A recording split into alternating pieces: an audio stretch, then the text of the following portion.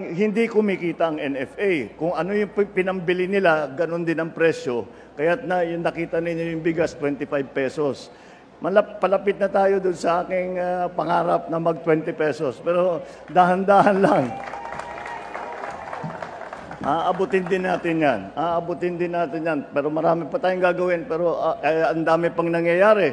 At wala naman tayong magawa dahil yung pagtaas ng presyo ng bilihin ay hindi naman nanggaling sa ekonomiya natin. Nanggaling yan sa mga pangyayari sa iba't ibang lugar na hindi naman natin makontrol.